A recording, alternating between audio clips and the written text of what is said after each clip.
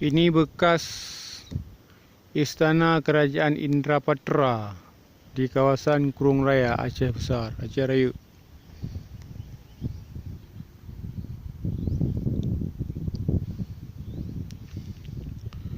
Indrapatra diprediksikan bukan kerajaan Islam.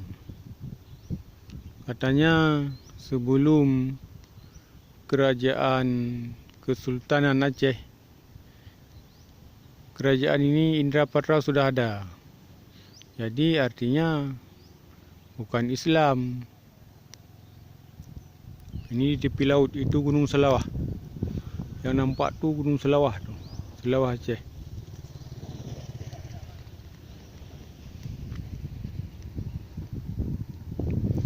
Mulutnya langsung ke sisi laut. Ini pintu masuknya langsung ke sisi laut.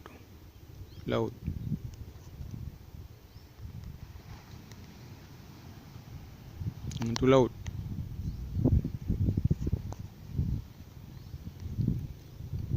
Begitu pintar orang zaman dulu buat istana. Sampai hari ini sudah ratusan tahun masih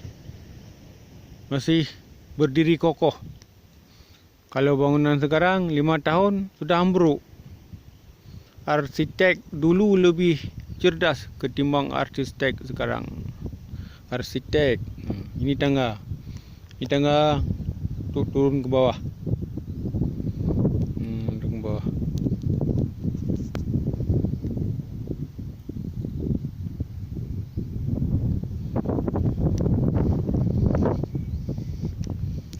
Tapi orang Aceh malas tulis sejarah dalam bentuk tulisan buku, sehingga anak cucunya tidak diketahui ini rajanya siapa, agamanya apa dulu.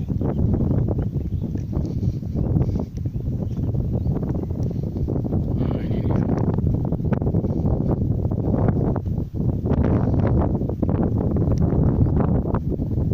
Ini angin kencang, hampir jatuh api urusan. Ini dia. Ini macam masjid aja dibuat. Kalau kita lihat ini macam, kalau apa namanya, Buddha, macam di Burma.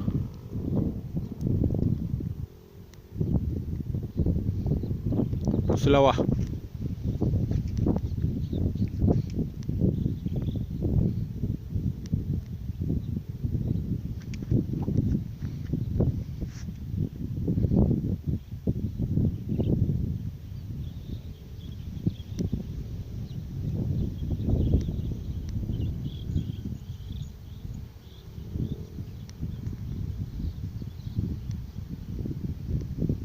Indrapatra ini, sekali lagi saya ulang, di kawasan Kurung Raya, Aceh Besar.